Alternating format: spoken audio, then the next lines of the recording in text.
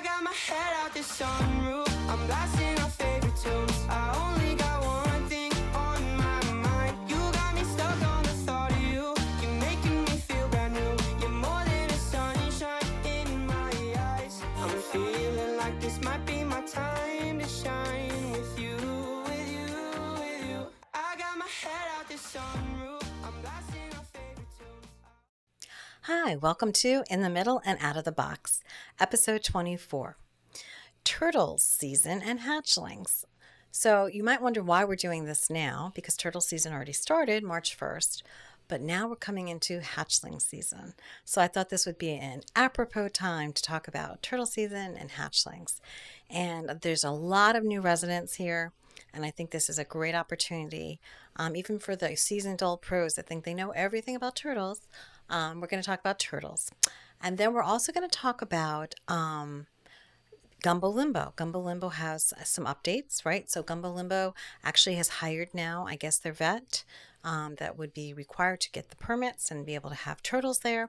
I think they're in a 90-day training session at Gumbo Limbo. And so the turtles hopefully will be coming back soon. And also, they are offering, as they always have, the live turtle releases. They will, I'm sure, getting hatchlings soon. And Delray has at least recently started doing that also as of last year.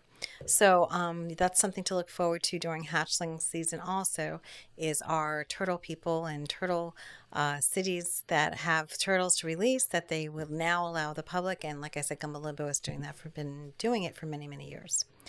So I just wanted to talk about the update with that. I also wanted to talk about that we're going to be having a new segment. It's going to be called the Commission's Corner. And basically, again, this is not a political show at all, but what I want to do is just highlight what changes or what things have been approved maybe in Boca, Highland Beach, and Delray, that kind of just to kind of as an informational purposes. So like I can give you an example. So Highland Beach this week just broke ground on their new fire station. So again, that's not political, it's just an informational thing. So we're going to start having a new segment called Commission's Corner, and so that we can get just some information out to everybody in all the towns locally here. So let's start with turtle season and hatchlings. So as we know, turtle season is March 1st to October 31st. And our beaches and our turtles are very important to everybody here. We feel very privileged. I know I live on the beach, so I feel very privileged that when I go out in the mornings, I can see turtle nests. I've seen turtles. I've been able to stay up. I remember when we first moved to the beach, I think I mentioned this in one of the prior episodes, that, we stayed up a couple of nights in a row during turtle season to try to catch a turtle laying its eggs. And we finally had the right timing, and we got a turtle laying its eggs and just sat there for a couple hours and didn't disturb it and just off to the side and just let her do her thing. And I can tell you, it looks like a pretty exhaustive process. So, so that was interesting. So, anyway, so that's the time for turtle season. And basically, it takes about 2 months of incubation period of those turtle eggs. So again, they should start be hatching very soon, if not already. They can lay up to 100 eggs. And Delray and Boca both had their first nests probably about in Highland Beach, probably about the end of February, right beginning of March. I think they were just a little bit early, like the last week in February. So we should be coming up to hatchlings very soon. So, first of all, temperature actually determines the sex of the hatchlings. So, the cooler the temperature was usually the eggs at the bottom of the nest are male, and the top, which get warmer because they're closer to the surface, become females. And unfortunately, we're getting a lot of heat. We're record heats every year now with climate changing and so forth. And first of all, there's a lot of deformities happening because of the heat. And there's also, even though last year we had one of the highest records of turtle nests and laid eggs and so forth, only 50 to 60% of those eggs actually hatched because the sand got so hot that they weren't able to make it. So it just basically, fried them. So basically what happened too is the ones that did survive were mostly females. And at this point, we don't really know the long-term effects of that. So this is going to be something 20 years down the road from now as far as how that's going to affect the turtle population. But the majority of them are coming out as female, and if they do survive, again, there's a very low livability right now in the nest because of the hot and the record heat that we are now experiencing every year. So just real quick, I want to go over just the quick different types of turtles. So there's the green turtles that we have. We have the leatherback turtle, and you'll notice that that's a nest for a leatherback because it's huge, right? They usually have about 3 or 4 of the stakes all around it. And I remember one year we had one that was so big. It was like the size of like a VW bug. I mean, it was just huge, right? So they're very big. So if you see a large nest, you'll know it's a leatherback. And then we have the loggerhead sea turtle. And then they don't come down here very often. It's a very rare occasion. A lot of times we'll have Kemp's Ridley down at Gumbo Limbo because they've taken them in from further north. But there's also the Kemp's Ridley sea turtle. So that's another species. And what's interesting is that in the morning, when you go out to the beach, you can always see the turtle crawls, right? So you can see the different types of turtles by how they leave an imprint in the sand. So here's an example of just 2 different types. On here, I have a loggerhead to the left there, and it talks about how it has waves and forward and backward prints. And then on the right there, I have the green sea turtle. So it's more just like a flipper and a straight flipper print. So each of them have very individual crawls. A lot of times also you'll see a crawl come up and just make a U-turn and go right back down without any obvious nesting or disruption of the sand. And what that is basically they got spooked, they got scared, something happened, and they were coming up to lay the nest, and they decided to go back in the water and not lay the nest. So a lot of times you'll see that kind of U-turn effect when it's not an actual laying of eggs or turtle nest, but it's called a fake crawl, and that's what that's from. So the turtles find water by the downward slope of the beach, the light of the moon and stars, and the wetness of the sand. There's many different ways that the turtles find the beach. For a sea turtle hatchling, getting to the ocean is critical, right? And this behavior is called sea finding. So it's hardwired in the sea turtle species that they have to imprint on the sand, and so they remember which beach to come back to for the rest of their lives. Newly hatched turtles must find the ocean without getting eaten by predators or wandering off course. Vision seems to be the major way in which the species of sea turtles find the ocean during the day or at night. At night, when the most sea turtles hatch, the moonlight and the starlight reflect off the surface of the water, creating a soft glow. And that's kind of their beacon, right? That kind of guides them to the ocean. So it's not so much the cycles of the moon, but it's the light that catches their eye. And because they don't really have a very good night vision. So it's very difficult for them to see, but they use whatever light they can find to guide them to the ocean. So, contrary to expectations, sea turtles have eyes that are specialized for seeing during the day, not at night. Their vision is not meant for darkness, which is funny because that's not when most sea finding is happening. Based on how their eye is shaped and the anatomy, we know that for the most part they are built for bright light conditions, right? So that's when, like again, during the ocean in the day, that's when they're out there, they see the best. So at night, they need every little chance of light that they can get to they know that that's where the ocean is. And so if we consider a sea turtle's entire lifespan, most of which is spent swimming in the ocean during the daytime, it makes sense that their eyes, right, are adapted for daylight. But hatching sea turtles' nighttime journey led scientists to wonder just how sensitive their eyes are actually to dim lights. And it was found out to be that they're very sensitive. And I always tell this story when I was in Highland Beach, as a vice mayor, and I was very involved with the sea turtles. I did a lot of dig outs.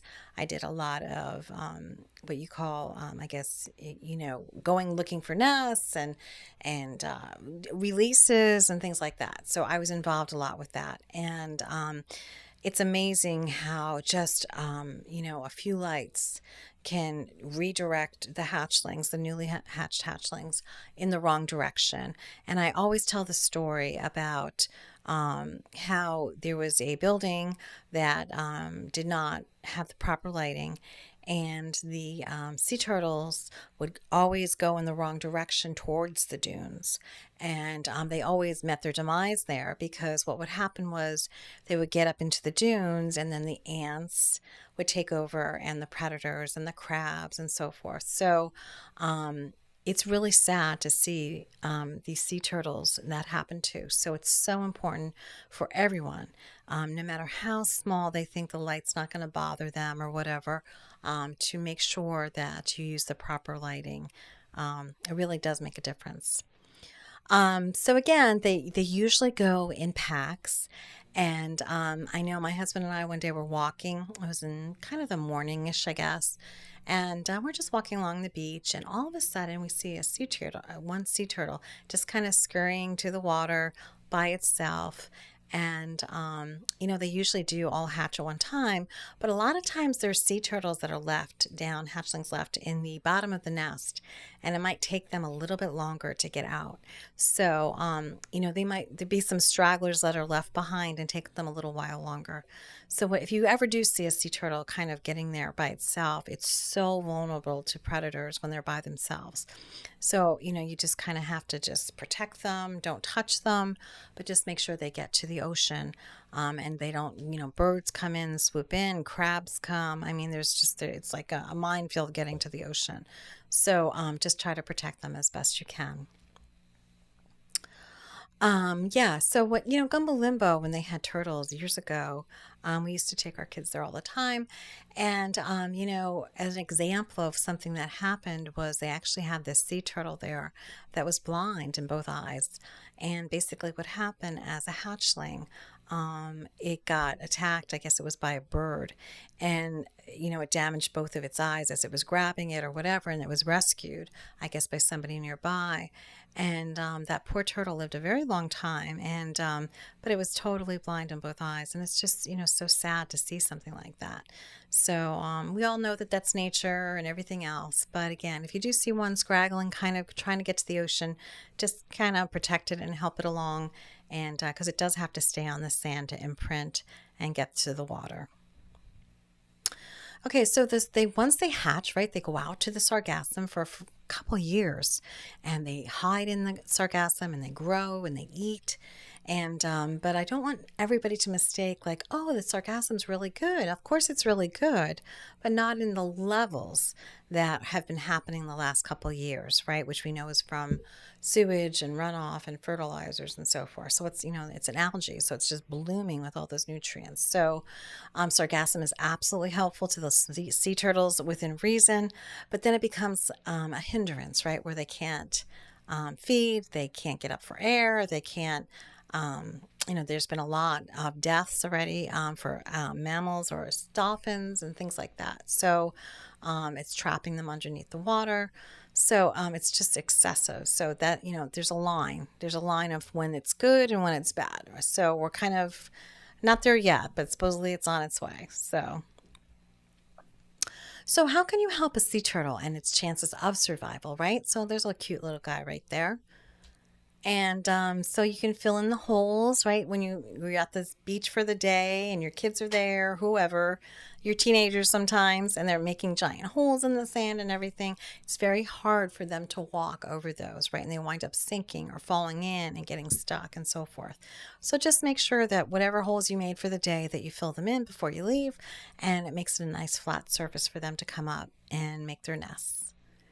A lot of times people don't bring the furniture all the way up to the dune, right? They leave it maybe 3/4 of the way. And a lot of times the sea turtles get stuck under the furniture, and it's just very sad. So please make sure that if you drag your chair down, make sure you drag it all the way back to up to the dune, right? So that's so important. The other thing is the light. We mentioned before the light, right? So they like very long wave, I think it is. So anything that's amber or red or orange is very, they don't really see as well. So it doesn't interfere with their guidance to the ocean. So always make sure you have the right lighting. So here's some examples. Again, amber, orange, or red. Keep fixtures low and make sure they're shielded, right? So they're not just blaring out that they actually have a metal or some kind of shield so that it's facing downward the light and not out, right? So you can see a totally different look there. Same thing with this, right? Before and after. Okay, so again, I hope you learned something about sea turtles. I hope there was a piece of information that was interesting.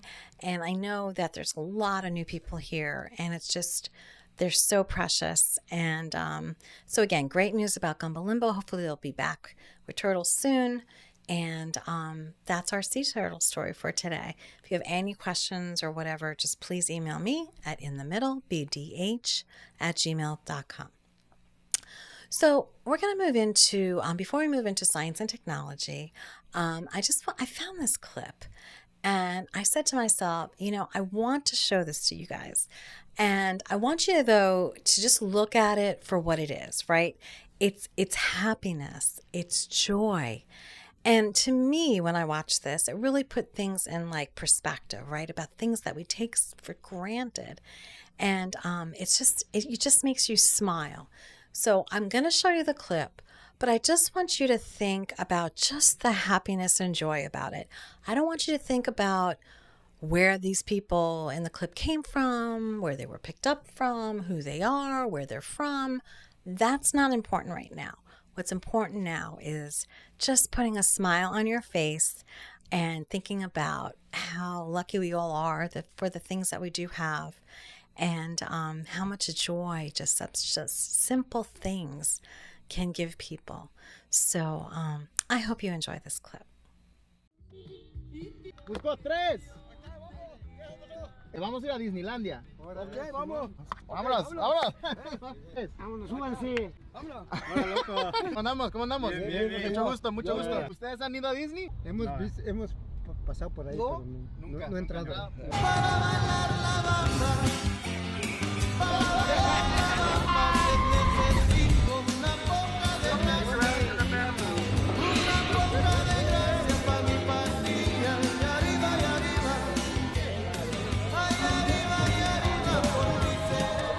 I've seen your stuff before. I love what you do.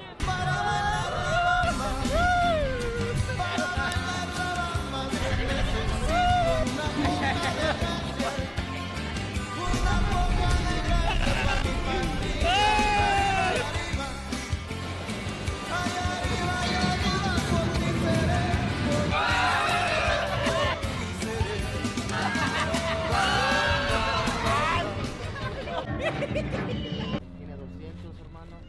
Ahí estaba todo. 500. Ahí estaba para. No, de nada. Hey, cuídense, ¿ok? Espero que se hayan divertido.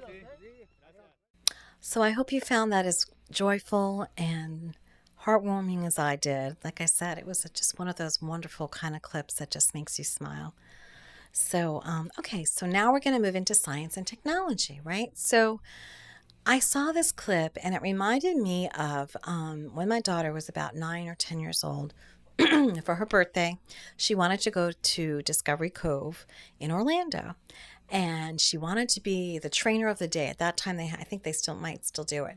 They had a program where you could pay extra, and they would actually give you the wetsuits and the whistles, and you'd actually, be separate from the regular attendees of the park, and you actually go behind the scenes. You'd feed the dolphins, you train the dolphins, you'd play with the dolphins, and so forth. So it was a fantastic experience. She never forgot that. I've got 10,000 pictures of it. I went with her because of her age, so we were both trainers for the day, so it was kind of fun. So we had our little wetsuits on, and it said SeaWorld and Discovery Cove and so forth. It was great.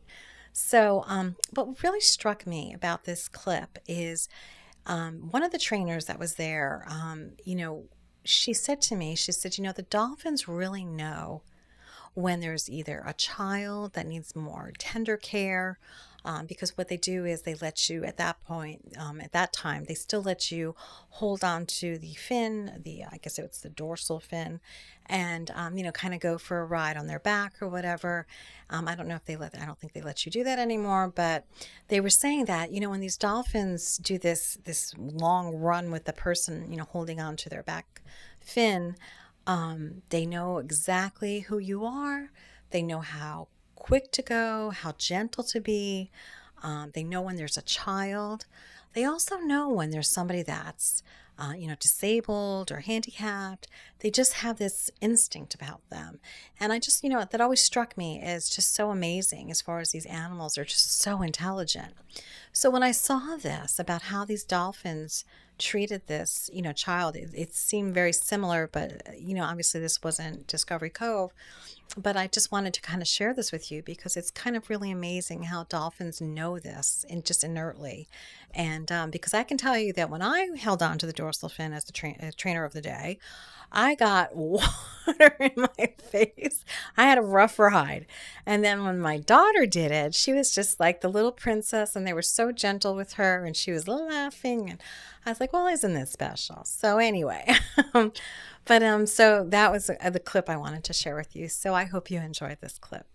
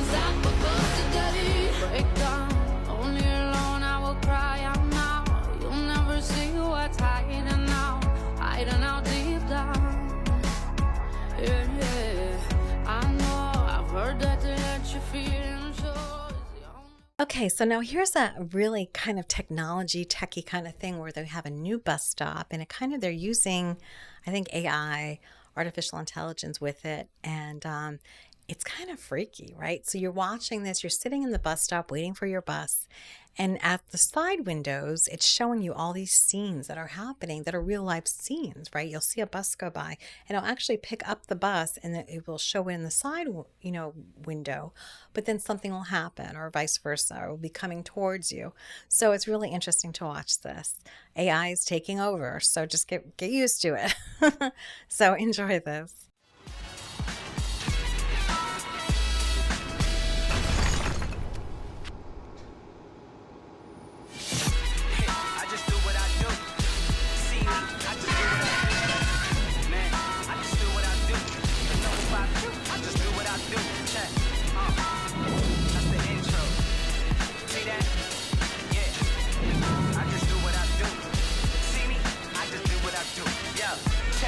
Let me flip this script. I feel privileged for all who can witness this. I am close to divine. Though the moment is mine, the moment of sign. Okay, so we have a couple cars for you guys that are really, or girls that are really into cars and technology. So this car is really interesting. I think it's over in Europe, and having been over in Europe, though, the roads, especially through the older cities and so forth, are very small and narrow, and so they made this car that it would actually be able to change, right, the size of the car to fit the city that you're in. So I just wanted to share that with you. It's a great concept idea, again, thinking outside the box. So I thought that was pretty interesting. Enjoy. This car behind us is crazy. All right, this car does something that you've never seen a car do before. Watch what happens.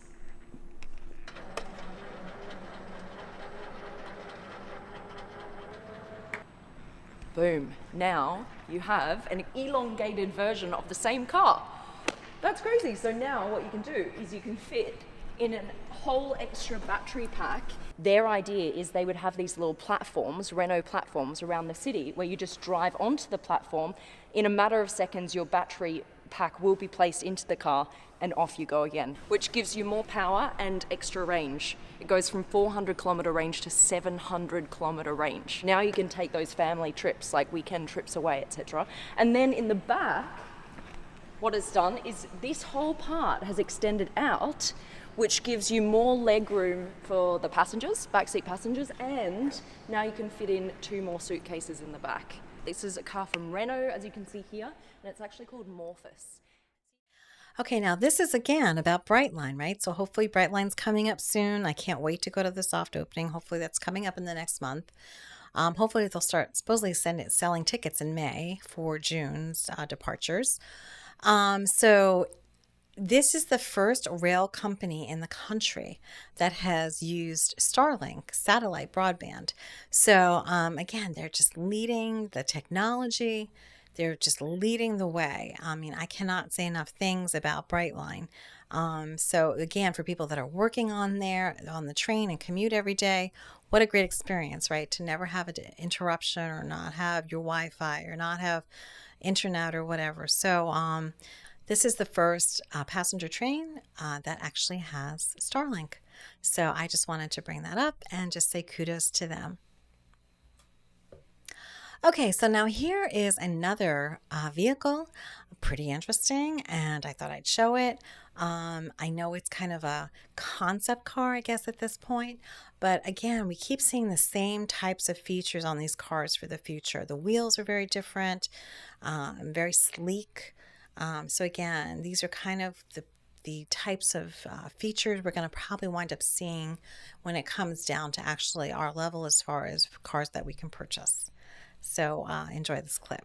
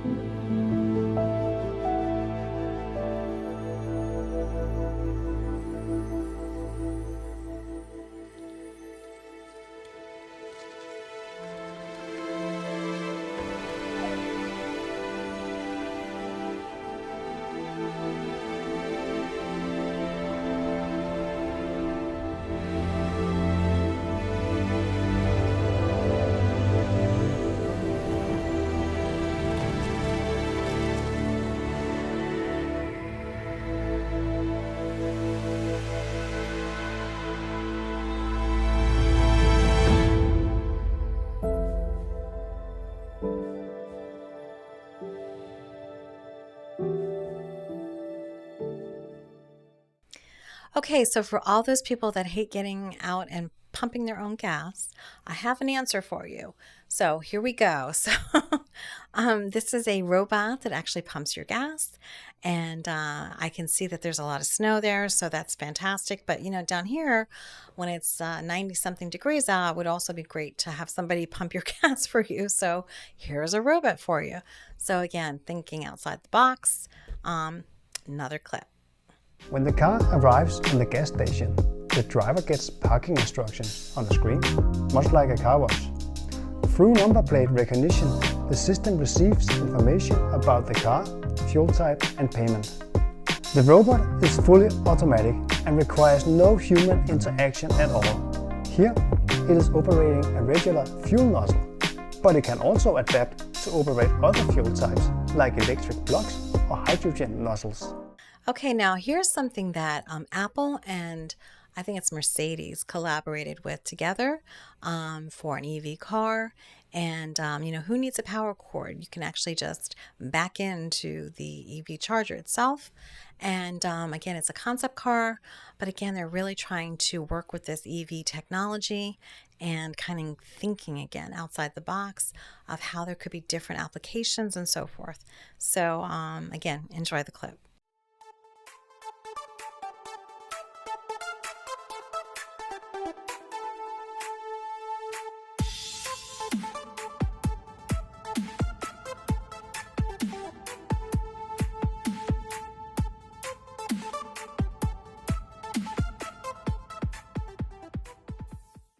Okay, so now this could kind of be science and art. I just, you know, I saw it and it was just so beautiful. And I was like, you know, I kind of want to show this. So it's like beautiful lights that kind of bloom and, you know, just very pleasant to watch and see. And I love the historic, I guess it's a hall of some kind that they're in. And so I just wanted to show it real quick.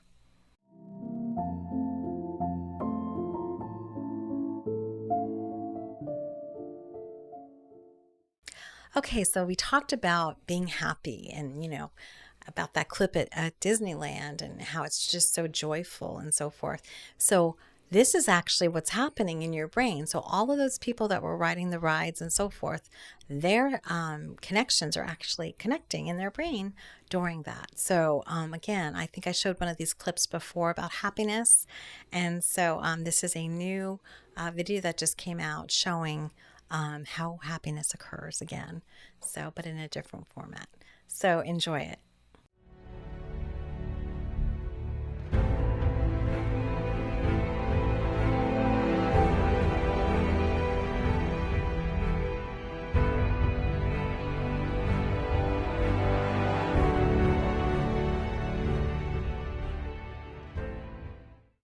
Okay, so this is this week's art. So we have the Gallows statue, Tintagel Castle in Cornwall, England.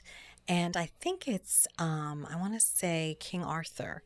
It's a beautiful statue, it has beautiful music to it. And I don't know if anybody watched the earlier episodes. I had an episode with art where it was like invisible art, right? There was pieces of the art, statues. They did a tree. There was pieces of art that were missing, and it was really fascinating how they did that. And so again, this kind of goes along the same vein where there's pieces of the statue that are missing, and it's perfectly balanced, and it's just a beautiful piece of art, and I just thought I'd share it.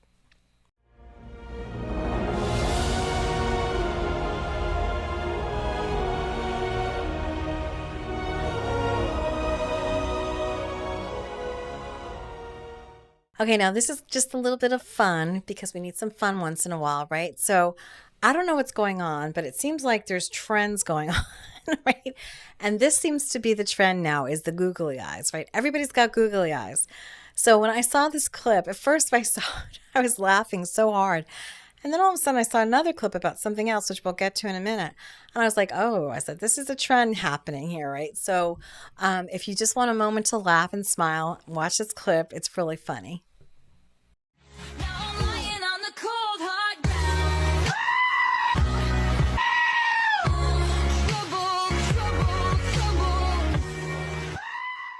Okay, so now for all the plant people, this is the googly eyes for the plants, right? So googly eyes, go buy some at Michael's or whatever you want to do because these are the hot new commodity, obviously.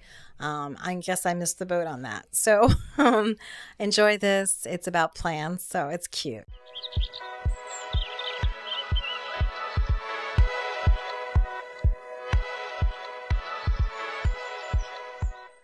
Okay, now this is more, we're getting into our pictures and our art.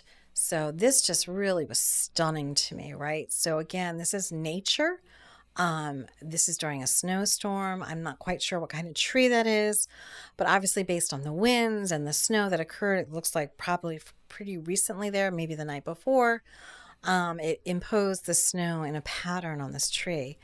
And it just was just gorgeous. So I was like, this is just like, again, nature's art. It's just amazing sometimes. So I wanted to share that with you. This is kind of some new Moroccan style chandeliers that seem to be coming also in trend, and just the imprints from the light coming through, all different designs and just stunning. So again, it seems like we're getting a lot of Moroccan style influence again. So again, just something to look for. And here's a flower garden room that I just looked at and was like, wow. I was like, this would be a wonderful room, right? To have a nice tea party, to have a garden party, to sit and read a book. Just beautiful, bright light, so colorful, and just one of those beautiful kinds of pictures. And then this picture is one of those again that, it's kind of bittersweet, right? It's beautiful, it's majestic, it's eerie. But, to me, it's also a little sad, right? Because there are a lot of these homes. I get a lot of these pictures off of a site called Abandon. And a lot of these homes are just abandoned. And most of them, I guess some of them are in Europe and so forth. And these majestic mansions and so forth. And they're just kind of left. And the family never came in and took them over, and they just start, getting dilapidated and the roofs cave in. And so many times you see, like the library books and so forth are just there. And I say to myself, those books are probably priceless and just, old books. And it's just so sad that things like that get lost. But when you do look at it, it is a sign of beauty also. So, like I said, it's kind of bittersweet. So I'm going to leave you there. I'm going to show you my 2 pictures. And I hope you enjoyed and learned a lot about turtles. Again, this is trying just to be informational and trying to be fun and helpful. And they are going to start hatching, like I said. So this is right now current, what's going on. I did want to mention that we were supposed to have Gleason Leroy, the artist from an artist manager from Del Rey with us, but he got ill. And so he is going to reschedule, but that is still coming. So I didn't want you to give up. And I just hope you have a great week, and we will see you next week. Have a great day.